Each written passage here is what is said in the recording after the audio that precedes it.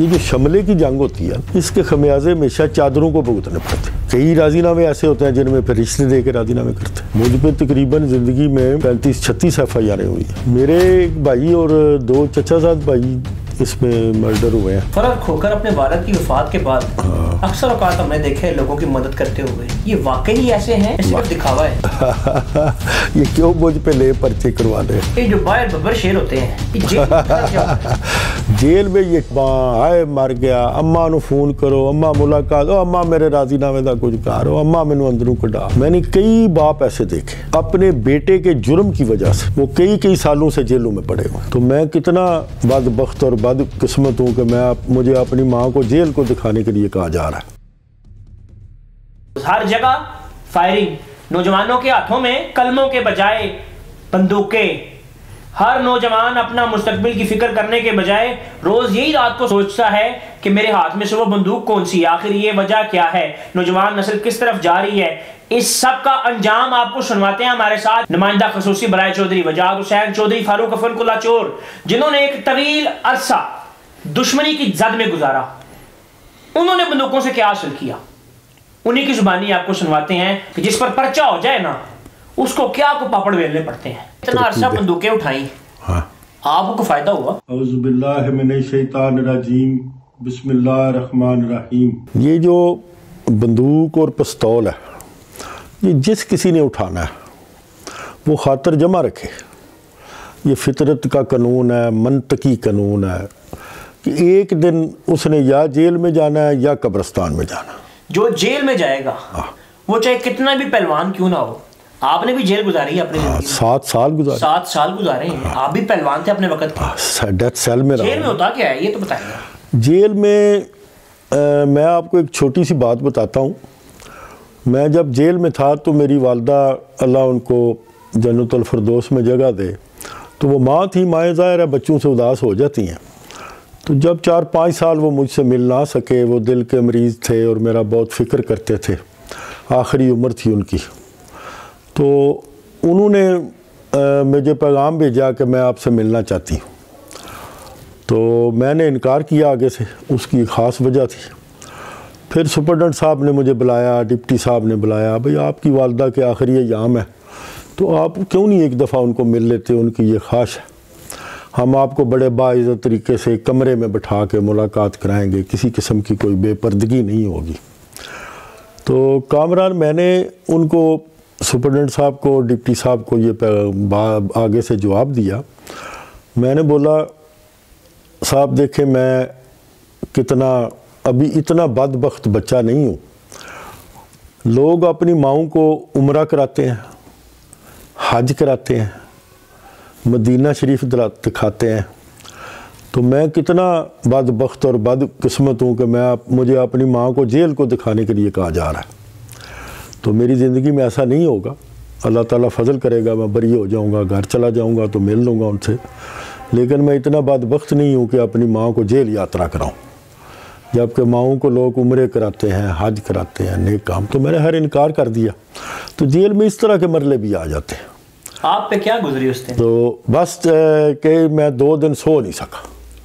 مجھے بھی اپنی ماں سے بڑا پیار تھا، میں بھی اداس تھا، لیکن بعض دفعہ پھر بندہ اس طرح کہ میرے بچے تھے، میں نے کسی اپنی فیملی کی 7 سال عورت کو نہیں ملا، کسی اپنی فیملی کے بچے کو نہیں ملا، صرف اس لیے کہ یہ ایک بری جگہ ہے، یہ میں ان کو نہ دکھاؤں۔ جس FIR کی زد میں آپ نے وہ 7 سال کٹے، ہاں، کیا وہ گناہ آپ نے کیا تھا؟ FIR چلے وہ میں نے جرم تو ساری دنیا کو پتا ہے میں نے نہیں کیا ہوا تھا، لیکن یہ FIR ہے نا، یہ ایک ڈائن ہے جو خون چوستی ہے۔ میں نے اس وقت جیل سے جو ہمارے اللہ آپ کا بھلا کرے چیف جسٹس تھے، ان کو باقاعدہ رجسٹرڈ لیٹر لکھا، وزیر قانون کو لیٹر لکھا، اسمبلی کے سپیکر کو اس وقت کو لیٹر لکھا کہ یہ FIR ایک خون پینے والی ڈائن ہے، خدا کے واسطے پاکستان کے لوگوں کو اس سے بچائیں۔ مثال کے طور پہ اب ایک جرم ہوتا ہے، اس کا جو مدعی ہے وہ تھانے چلا جاتا ہے، تھانے جا کے وہ جرم ایک بندے نے کیا ہے وہ 10 بندوں کے نام لکھا دیتا ہے۔ جب 10 بندوں کا نام آ گیا تو جرم کرنے والا بھی اسی طرح کا ملزم ہے، اور جن کے بے گناہوں کے نام بیچ میں آئے ہیں وہ بھی اسی طرح کے ملزم. جس پروسیس سے اصل ملزم کو گزرنا پڑتا ہے اسی پروسیس سے بے گناہوں کو بھی گزرنا پڑتا ہے.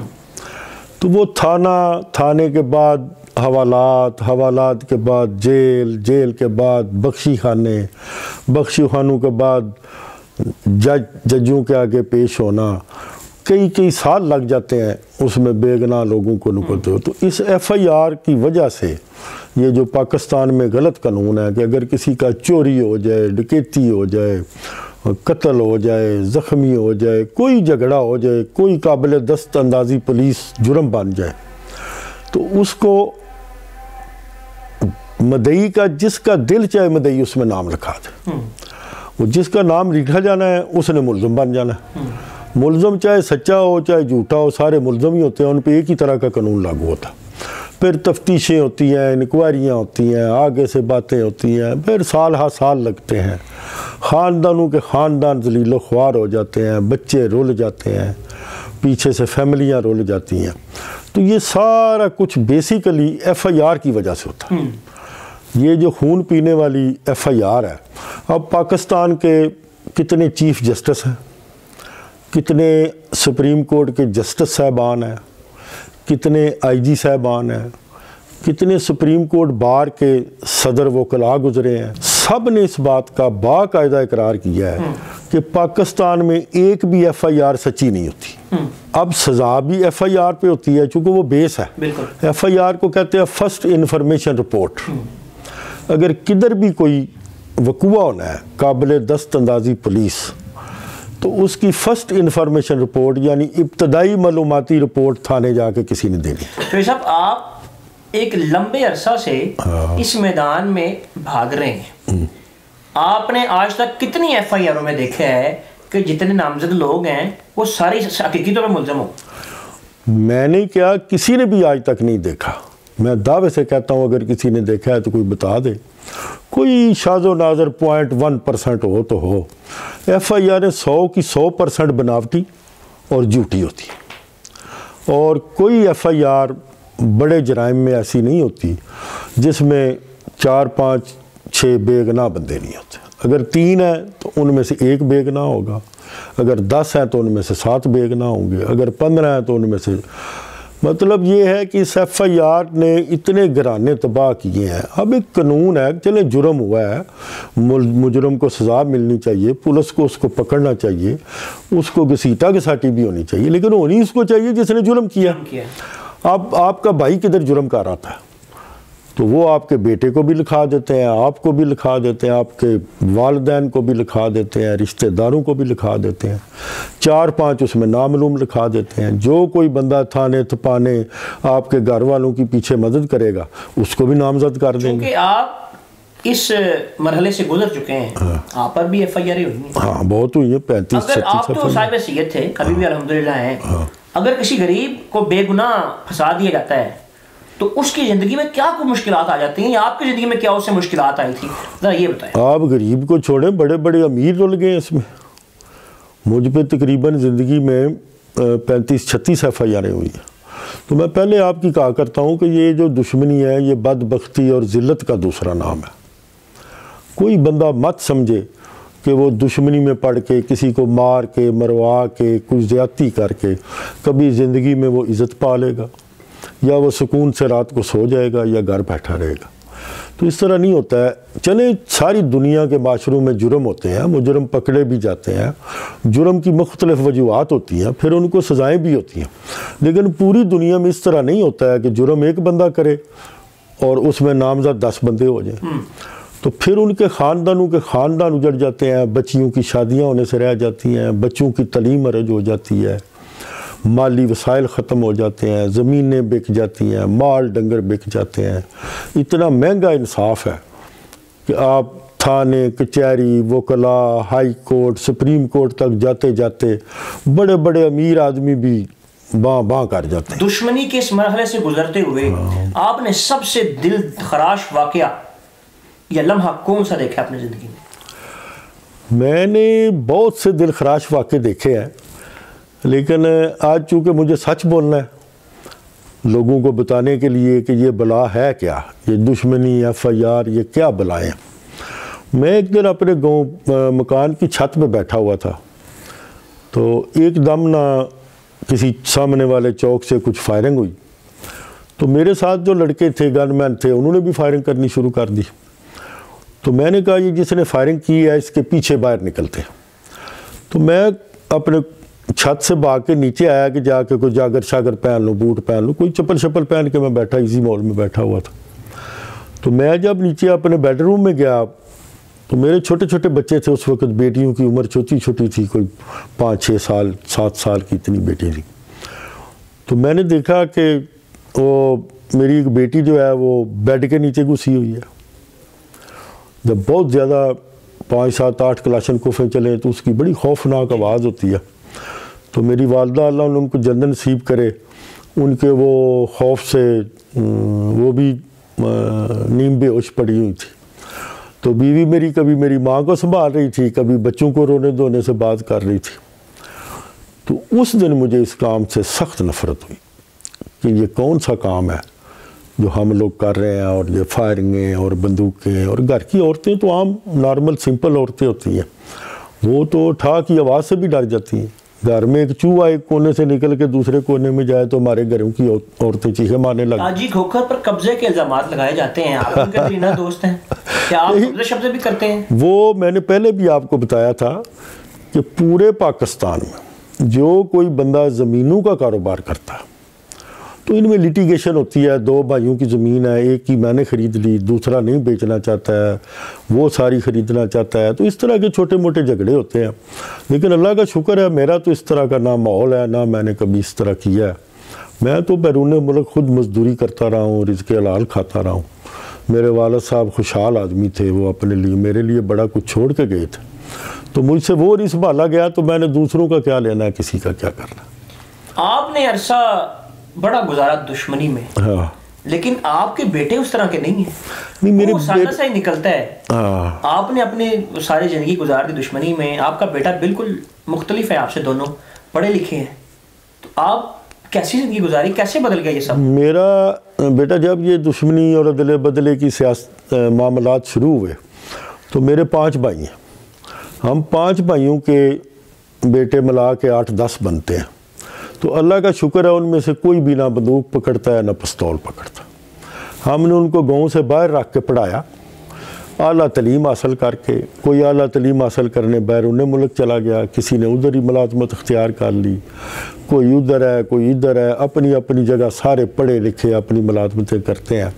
میری فیملی کا کوئی ایک بھی بچہ اب بندوق پستول نہیں پکڑتا، سارے میں نے کبھی ان کو گاؤں ہی نہیں آنے دیا۔ تو آپ نے بھی بندوقیں اب رکھ دی ہوئی ہیں کہ؟ نہیں، میں نے تو رکھ ہی دی ہوئی ہے، اب تو 1-2 سیکیورٹی گارڈ 1-2 ساتھ لے کے آگے پیچھے جاتے ہیں، وہ بھی مجبوری ہے، وہ بھی نہ ہو تو وہ بھی نہیں لے کے جائیں گا۔ آپ دیکھ رہے ہیں ہمارے جلال پور جٹاں گجرات پنجاب میں سڑکوں پہ آئے دن دشمنیوں والے لوگ مارے جاتے ہیں، تو میں کوشش کرتا ہوں تھوڑی سی احتیاط کر لوں، ویسے تو جان اللہ کے ہاتھ میں۔ دشمنی کی جو بلا ہے یہ گجرات اور پنجاب میں کیوں پائی جاتی ہے؟ یہاں کے لوگوں میں ایسی کون سی خاص چیز ہے؟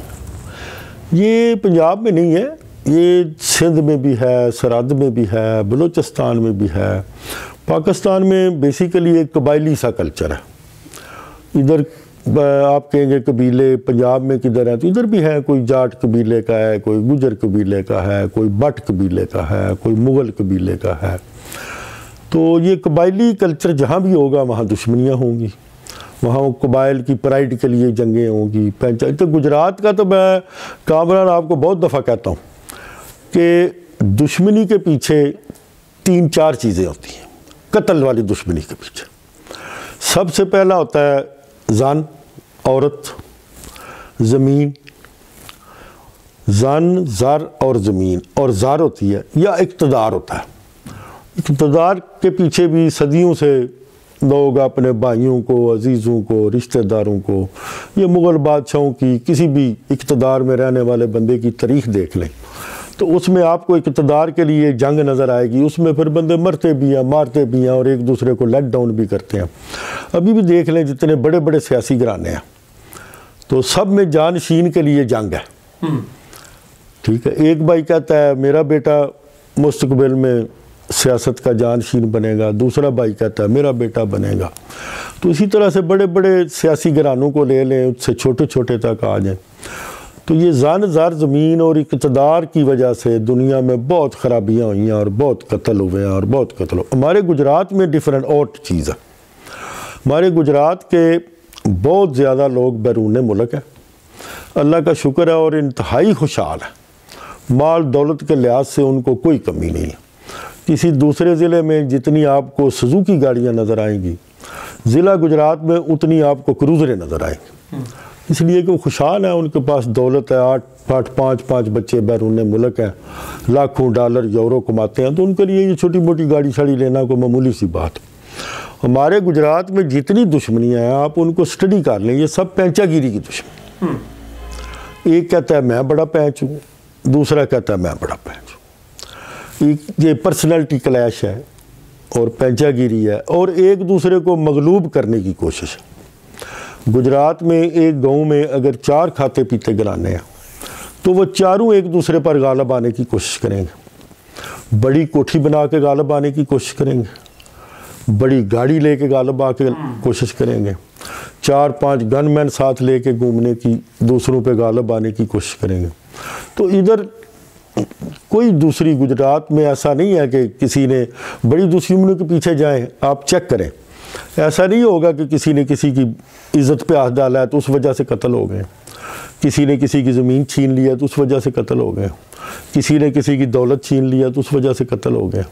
یہ ساری پینچا گیری کی دشمنی ہے. جن گاؤں میں 10-10 میل کا فاصلہ ہے وہ ساری زندگی آپس میں لڑتے رہے.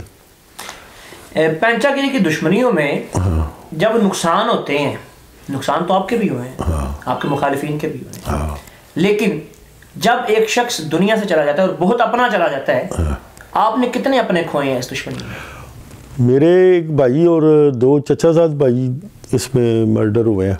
آپ کا بھائی بڑا تھا یا چھوٹا تھا؟ وہ بڑے، سب سے بڑے تھے. سب سے بڑے تھے. چودھری انہوں نے آپ کو کھلایا تھا؟ چودھری اکرم چیئرمین، ہم ان کے ہاتھوں میں کھیلے ہوئے تھے. ہاں، بڑا تکلیف دے. وہ شخص گیا تھا، اوہو کیا گزری آپ؟ بڑا مجھ پہ کیا گزری، سارے خاندان پہ، ان کے بچوں پہ، ان کے بیٹے پہ، ان کی بیوی پہ.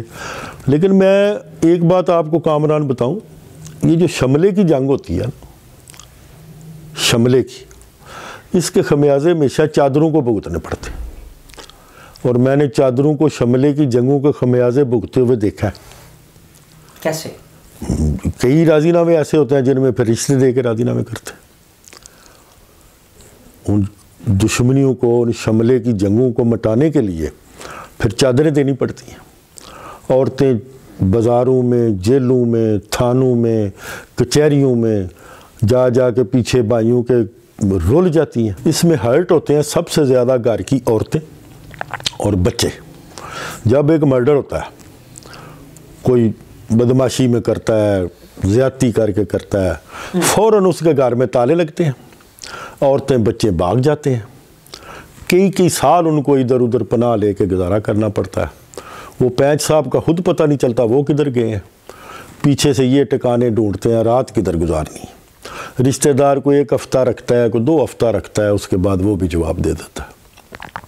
تو یہ جو بچوں کو، آنے والی نسلوں کو میں یہ بتانا چاہوں گا کہ آپ کوئی بھی جرم کریں گے تو پاکستان میں فوراً FIR آپ کے باپ پہ بھی ہو جائے گی. اب کون بدبخت بچہ ہے جس کے باپ نے اس کو پالا ہے، بڑی خوشیوں سے جوان کیا ہے، اس سے اس کی اور اس کے خاندان کی لاکھوں امیدیں ہیں، اور وہی بچہ آپ کو تھانے کچہرے جوتیاں پڑوانے لگ پڑے. باپ کو، والدین کو، بھائیوں کو، رشتہ داروں کو تھانوں اور کچہریوں میں ذلیل کرانے لگ پڑے. تو کیا اس کو خوش بختی کہتے ہیں آپ؟ اس سے بڑی بدبختی کیا ہے کہ آپ کی وجہ سے آپ کا سارا خاندان مصیبت میں پڑ جائے اور زندگی بھر ان کو اس کا خمیازہ بھگتنا پڑے. تو اس لیے میری نوجوان بچوں سے یہ پرزور اپیل ہے آج بھی دل کی گہرائیوں سے کہ اس بات کو چھوڑ دیں. یہ دشمنی 2 منہ والا سانپ ہے، یہ آگے سے بھی لڑتا ہے، یہ پیچھے سے بھی لڑتا ہے. اور پھر اس میں چادروں، شملوں کی جنگیں ہمیشہ چادروں کو خمیازے بھگتنے پڑتے ہیں. اور آپ ایک خوش قسمت بیٹے بنیں جو اپنے والدین کے لیے زندگی میں کوئی سہولت پیدا کریں، ان کا نام اونچا کریں، ان کا کوئی اچھا کام کر کے نام اونچا کریں۔ میں نے کئی باپ ایسے دیکھے جو 5 وقت کے نمازی ہیں، زندگی میں انہوں نے کوئی گناہ کبیرہ نہیں کیا، اور اپنے بیٹے کے جرم کی وجہ سے وہ کئی سالوں سے جیلوں میں پڑے ہوئے ہیں، اور ان کے گھر والے پیچھے روٹی کے لیے اور چھوٹی چھوٹی ضرورتوں کے لیے ترس جاتے ہیں۔ آپ پہلے دن روئے کس دن تھے؟ بہت ہی کم میں رویا ہوں زندگی میں۔ تو میری جب والدہ فوت ہوئے تو تب میں بے پناہ رویا تھا۔ وہ دشمنی سے پہلے ہی فوت ہوئے تھے یا نہیں، بعد میں جب 7 سال جیل میں رہ کے آیا ہوں تو وہ تقریباً 15 دن حیات رہے ہیں، 15 دن کے بعد پھر اس دنیا سے وہ چلے گئے۔ تو اس دن میں بے پناہ، مطلب ایک تو ماں کے جانے کا دکھ تھا کہ میری ماں دنیا سے چلی گئی ہے، اور دوسرا مجھے یہ دکھ تھا کہ میں نے اپنی ماں کو اتنے دکھ دیے، جس نے مجھے اتنے ناز و نیموں سے پالا، مجھے بڑا کیا، جوان کیا، تو میری وجہ سے یا میری دشمنی کی وجہ سے یا میرے بھائیوں کی دشمنی کی وجہ سے میری ماں نے اتنے زیادہ دکھ اٹھائے۔ تو اس لیے میں کہتا ہوں کہ یہ اس میں دشمنی میں سب سے زیادہ تکلیف جو ہوتی ہے وہ گھر کی بچیوں، بیٹیوں، ماؤں اور بچوں کو ہوتی ہے۔ تو اگر آپ کو ذرا سی بھی اپنی ماں سے، باپ سے، بہن بھائیوں سے محبت ہے اور آپ ان کا احترام کرتے ہیں تو خدا کے لیے زندگی میں کوئی ایسا کام نہ کریں جس کی وجہ سے ان کو ذلیل ہونا پڑے۔ تاجی کھوکھر، آپ نے کہا وہ پراپرٹی کا کام کرتے ہیں، لیکن ان کی جو اپنے پاس پراپرٹی ہے اس کا کوئی حساب نہیں۔ فخر کھوکھر کے ہم نے ویڈیوز کافی زیادہ دیکھی ہیں، ان کے پاس جو گاڑیاں ہیں وہ عام پاکستانی یا کسی خاص سیاستدان کے پاس بھی نہیں۔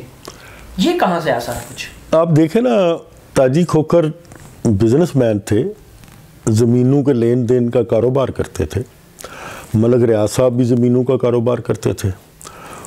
اسی طرح میں آپ کو ہزاروں مثالیں پاکستان میں دے سکتا ہوں، ہمارے جلال پور جٹا میں آپ کو دے سکتا ہوں کہ جن لوگوں نے زمینوں کا کاروبار کیا انہوں نے بہت پیسہ کمایا۔ تو اگر ملک ریاض صاحب اس میں پیسے کما سکتے ہیں، بحریہ اپنا یہ کوئی بھی سوسائٹیز کا زمینوں کا کام کرنے والا پیسے کما سکتا ہے، تو پھر تاجی کھوکھر کیوں نہیں کما سکتا؟ اس کی کیا وجہ ہے؟ انہوں نے بھی زمینوں کا کاروبار کیا، زمینیں لیں، خریدی، بیچی۔ آج 10,000 روپے زمین مرلہ لے لی، 10 سال کے بعد اس کو 1 لاکھ روپے مرلہ بیچ دیا۔ تو انہوں نے اپنے کاروبار سے پیسہ کمایا، کوئی ڈاکے مار کے تو پیسہ نہیں کمایا۔ فرق کھوکھر اپنے والد کی وفات کے بعد اکثر اوقات ہم نے دیکھے ہیں لوگوں کی مدد کرتے ہوئے یا فلاحی کام کرتے ہوئے، یہ واقعی ایسے ہیں یا صرف دکھاوا ہے؟ نہیں، واقعی ایسے، ان کی ساری فیملی کام کرتی ہے۔ یہ تو تاجی صاحب کے بھائی ہیں، وہ بھی بڑے صاحب حیثیت ہیں، وہ کوئی قبضے تو نہیں کرتے۔ ان کا تو اللہ تعالیٰ نے، یہ حاجی نواز کھوکھر صاحب ہیں، ڈپٹی اسپیکر رہے ہیں پنجاب قومی اسمبلی کے، ان کا بیٹے ہیں مصطفیٰ نواز کھوکھر ہے۔ اللہ کا سب پہ کرم ہے، سب نے کاروبار کیا۔ اس میں سے ایک ہی اس خاندان نے تو نہیں کمائی، پاکستان میں ہزاروں خاندان ہیں جنہوں نے کاروبار کر کے اس میں پیسہ دولت کمایا، لیکن اس خاندان کی ایک یہ بات ہے کہ وہ مخیر ہے اور اپنی دولت میں باقاعدہ غریبوں کا حصہ رکھا ہوا۔ یہ میں دیکھتا رہتا ہوں، بہت باتیں مجھے پتہ ہے، لوگوں کو نہیں پتہ، تو بڑھ چڑھ کے وہ اس معاملے میں مدد کبھی آپ نے اپنے ہاتھوں سے مخالفین پر بندوقیں چلائیں؟ یہ کیوں مجھ پہ لے پرچے کروا دے؟ ساری زندگی یہی کام کرتے گزر گیا، بیلوں میں، جنگلوں میں، سڑکوں پہ، بس بڑے بڑے مشکل ٹائم دیکھے، بڑے بڑے کس چیز نے آپ کا ذہن بدلا؟ ذہن یہی جو میں باتیں آپ کو بتا رہا ہوں کہ جس دن آپ نے کہا کہ اب بس، میں جس دن میری والدہ فوت ہوئے تو کچھ لوگوں پہ مجھے رنج تھا، بہت بڑا غلہ تھا۔ میں نے دل میں سوچا ہوا تھا کہ میں ان سے بدلہ لوں گا، ان کو سپیئر نہیں کروں گا، لیکن جب میری والدہ فوت ہوئے تو ان میں سے 99% لوگ فاتحہ کے لیے آ گئے۔ تو پھر میں نے سوچا جو آدمی میری ماں کے لیے ہاتھ اٹھا کے اس کی بخشش کے لیے دعا مانگ رہا ہے، اگر میں اس سے لڑوں تو مجھ سے بڑا منافق کوئی نہیں۔ اس دن پھر میں سب کو معاف کر دیا، اور اس دن کے بعد پھر میں نے کسی بندے کو نہیں کیا۔ میرے ذہن میں ایک ہی بات ہے کہ اس بندے نے مجھے بڑے اس پہ رنج تھے، گلے تھے، اس نے مجھے بڑے بڑے نقصان پہنچائے، اب میں جیل سے آ گیا ہوں، اب میں ضرور اس کا کوئی رسا وٹوں گا۔ لیکن جب میں نے اپنی آنکھوں سے دیکھا کہ وہی بندہ ہاتھ اٹھا کے میری والدہ کی بخشش کے لیے دعا کر رہا ہے، تو میں نے بولا بس بھائی آج کے بعد میں نے نہیں کہا۔ تو یہ میں آپ کو ایک بات بتاؤں، والدین اپنی زندگی میں ہی آپ کے لیے باعث رحمت نہیں ہوتے، یہ جاتے جاتے بھی آپ کے لیے رستے صاف کر جاتے۔ آپ دیکھیں نا، میں نے جن لوگوں سے باقی کی زندگی لڑ کے گزارنی تھی، جب میں نے دیکھا وہ میری ماں کی فاتحہ پہ ایسے آ گئے ہیں تو میں نے بولا بس بھائی ٹھیک ہے۔ تو ماں میری جاتے جاتے بھی میرے لیے وہ آسانیاں پیدا کر گئی اور میرے راستے صاف کر۔ تو میں اس لیے آپ سے کہتا ہوں، نوجوانوں سے کہتا ہوں، دیکھنے والوں سے کہتا ہوں کہ ایسے بیٹے بنو جو اپنے والدین کے لیے باعث فخر ہو اور اپنے والدین کی نام روشن کرو، اور بڑھاپے میں ان کی زندگی میں سہولتیں پیدا کرو، نہ کہ بڑھاپے میں ان کو تھانے کچہریوں میں ذلیل کراؤ۔ جرم کر کے آپ بھاگ جاتے ہیں، آپ بڑے تگڑے ہیں، بڑے بدماش ہیں، آپ نے بندے کو گولی مار دی ہے، یہ کر دیا وہ کر دیا، آپ بھاگ گئے ہیں، تو آپ کے بوڑھے باپ کو تھانے بلا کے جو گالیاں اور جو اس کی حالت ہوتی ہے وہ آپ کبھی دیکھ لیں تو زندگی میں آپ کسی کے آگے اونچا بھی نہ بولیں۔ تو اپنے بچہ وہی اچھا ہوتا ہے جو اپنے والدین کے لیے آسانیاں پیدا کرے۔ تو یہ چھوٹے چھوٹے بعض ایسے سیریس معاملات ہوتے ہیں کہ اس میں بندہ پھر برداشت نہیں کرتا، اس میں آپ کے والدین بھی آپ کے ساتھ شامل ہو جاتے ہیں۔ لیکن ایسے عام چھوٹی چھوٹی باتوں سے اور پینچا گیری کو لے کے تو دوسرے کی جان لے لینی یا پھر اپنے والدین کو، گھر والوں کو مصیبتوں میں ڈال دینا، تو یہ کوئی اچھی بات نہیں ہے۔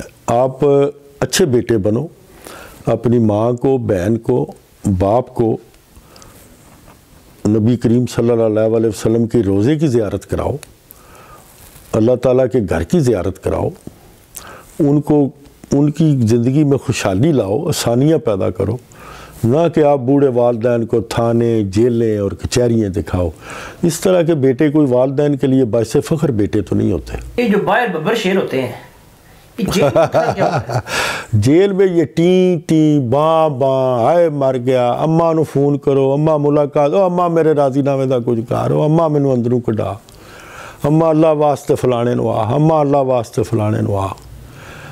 تو یہ جب میں تو کہتا ہوں جتنے ہماری یونیورسٹیز کے بچے ہیں، یہ سکولوں کے بچے ہیں، ان کو کم از کم کلاس کے 10-20 بچوں کو ہر ہفتے جیل کا وزٹ کرانا چاہیے۔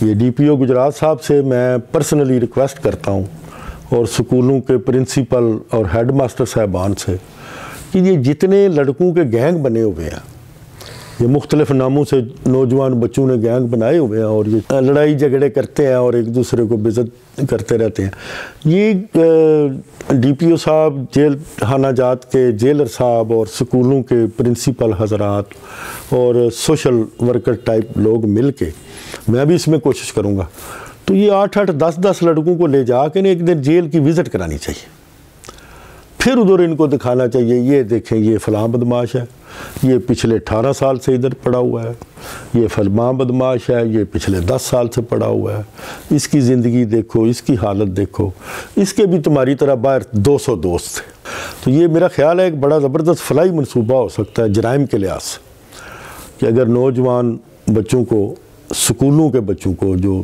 9th 10th 11th 12th کے اسٹوڈنٹ ہوتے ہیں جو گینگز بناتے ہیں، تو ان کو ضرور تھوڑے تھوڑے کر کے جیل کی وزٹ کرانی چاہیے اور ان سے ملانا چاہیے۔ قتل و غارت سے سب سے پہلا نقصان اللہ ناراض، دوسرا نقصان وہ ماں باپ بہن جن کے لیے آپ باہر لڑکے آئے ہیں، وہ آپ کے لیے اپنی عزت تار کروائیں گے۔ خدا را اپنا قبلہ درست کیجیے، بندوقوں سے دور رہیے، قلم کو ہاتھ میں تھامیے، ملک پاکستان اور اپنے ماں باپ کے شملے کے اونچے کے لیے کام کیجیے۔ کامران بٹ کو دیجیے اجازت، اللہ نے کے بعد۔